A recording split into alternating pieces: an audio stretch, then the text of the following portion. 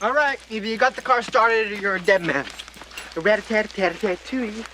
A rat-a-tat-a-tat. Boogeyman band coming round the bend. Is Boogeyman band.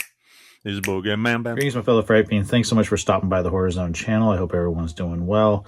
Being that this is Friday the 13th week, I thought it only, right to do this little in memoriam to a couple of fallen Friday the 13th alumni. The first one I want to talk about is Paula Shaw. She actually played Mrs. Voorhees in Freddy vs. Jason. She passed away on September 10th of 2025 after a very long illness. But yeah, I was very sad to hear about her passing.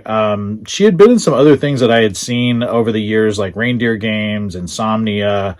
I know her primarily from this film, though, and I think she did a brilliant job of picking up the mantle from Betsy Palmer for the role of Mrs. Voorhees. It was very saddened to hear about her passing. And then more recently, unfortunately, we lost Corey Parker. Now, I knew Corey Parker really well. Growing up in the 80s, I remember him not only being in Friday the 13th, Part 5, A New Beginning, where he played Pete, and he has, I think, some of the best lines of that movie. I still remember seeing this movie opening night, March 22nd, 1985, when I was 10, just a few weeks shy of turning 11 years old. My mom took me to see it. Brand new theater.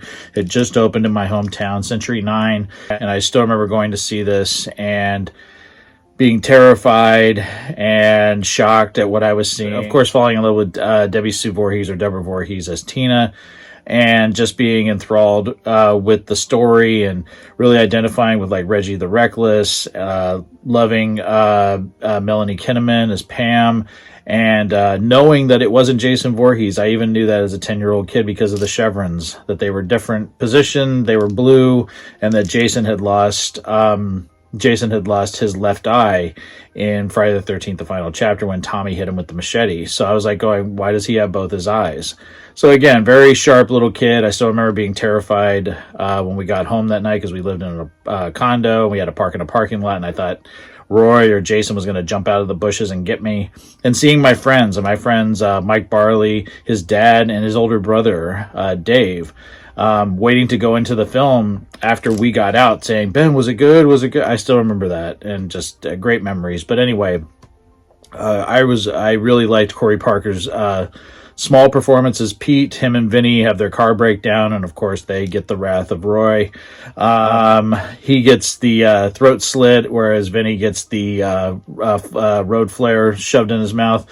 But just, I really love the energy that Corey Parker brought to this amazing performance. And yeah, it's always, I still do that. It fucked up again. It ain't starting. I'm gonna kick your ass. Come on now. Come on, everybody, sing starting. Come on, motherfucker. Fix the fucking car.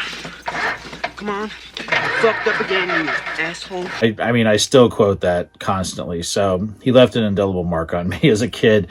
But he was also in another film that I absolutely adored, and that is Biloxi Blues, Neil Simon's film, with Matthew Broderick, Christopher Walken, Penelope Ann Miller, and he played Arnold Epstein. And I loved him in this. I mean, he's kind of the guy that everybody picks on, but he's the smartest guy in the room, and he did a great job with this performance, and I absolutely adore this film. This is actually one of my grandfather's favorite films, too. And he didn't like a lot of movies that were set in war, because he always said that there was things that were different about it, like they weren't accurate.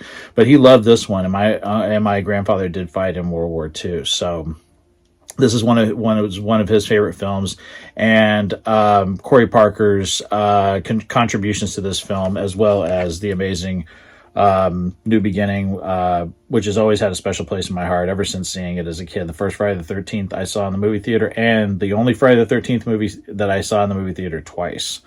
So yeah, I was very sad to hear that he had passed away from cancer, and he passed away just on March 5th. So I just wanted to make sure I did a tribute to him, but not only those two films that I talked about, Friday the 13th Part 5 and Biloxi Blues, but he's also in How I Got Into College. I remember that film very well. I'm Dangerous Tonight, of course, directed by the late great Tobe Hooper, and starring Mad Chinamick and Arlie Ermy, the late Arlie Ermy, and my hero, the late Anthony Perkins. I was very saddened to hear that he passed away from cancer. He was only 60 years old, and just really broke my heart. And I wanted to make sure I did something for him this week, since it is Friday the 13th week. We have a new Friday the 13th coming up this week.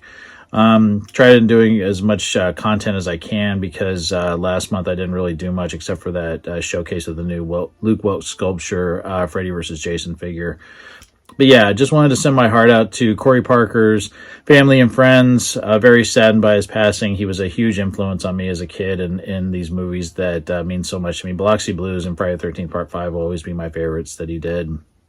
And of course, Paula Shaw, who had a great career as well, but that I'm only really familiar with her performance in Freddy vs. Jason. But yeah, just wanted to send this out and do this as a tribute to them on this week, celebrating my favorite horror film franchise. And thanks so much, everyone, for taking the time to stop by the channel. I hope everyone's doing well, and I'll talk to you again real soon. Take it easy, stay scared as always, and remember, Jason's out there.